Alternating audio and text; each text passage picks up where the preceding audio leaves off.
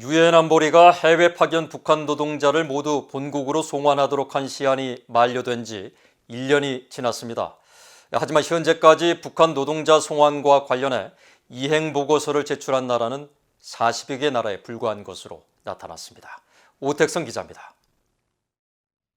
21일 현재까지 유엔 안보리 대북제재위원회 공식 홈페이지에 올라온 북한 노동자 송환 최종 이행 보고서 제출 건수는 모두 44건입니다. 안보리는 지난 2017년 12월 22일 결의 23975를 채택하며 모든 해외 파견 북한 노동자들을 결의 채택일로부터 2년 뒤인 2019년 12월 22일까지 본국으로 송환할 것을 명시했습니다.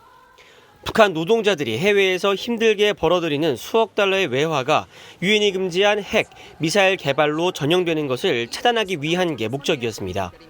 안보리는 이런 조치에 대한 최종 보고서를 올해 3월까지 안보리에 제출하도록 했지만 유엔 회원국 다수가 제출하지 않은 것으로 나타났습니다. 특히 실제 북한 노동자들이 있는 것으로 알려진 나라들의 이행 보고서 제출 실적이 저조한 게 특징입니다. 미국 국무부 등이 지난 2018년 북한 노동자가 있는 것으로 지목한 29개 나라 가운데 21일 현재 절반이 조금 넘는 17개 국가만이 이행 보고서를 제출했습니다. 이행 보고서를 제출한 대표적인 나라는 러시아로 약 3만 명의 북한 노동자 가운데 1,000명가량을 제외한 나머지 노동자를 전원 돌려보냈다고 공식 발표했습니다. 반면 최대 8만 명의 북한 노동자가 있는 것으로 알려진 중국의 경우 송환 중간 이행 보고서와 최종 이행 보고서를 제출했지만 세부 내용을 공개하지 않아 정확한 노동자 송환 규모가 파악되지 않고 있습니다. 유엔 전문가 패널은 앞서 지난 9월 보고서에서 송환 시한이 지난 이후에도 지속적으로 북한 노동자가 중국에서 파견되고 있으며 중국 단둥의 의류공장 등에서 수백 명의 북한 노동자 채용이 계속되고 있다고 밝힌 바 있습니다.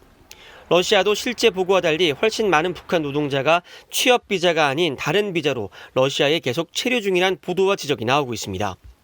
아울러 보고서를 제출하지 않은 12개 나라 가운데 탄자니아와 짐바브웨 등 아프리카 국가들 역시 북한 노동자에 대한 입장을 제대로 밝히지 않고 있습니다.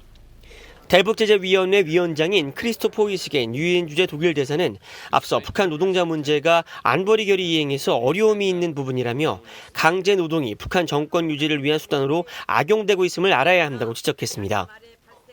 The DPRK government diverts resources away from its people to its illicit ballistic missile and nuclear programs. Indeed, the DPRK's human rights violations, including forced labor, underwrite these programs. 호이스겐 대사는 이어 각국의 저조한 북한 노동자 이행 보고서 제출 현황을 지적하며 모든 회원국들은 이에 대한 책임을 다해야 한다고 강조했습니다. 프리웨이 뉴스 오택성입니다.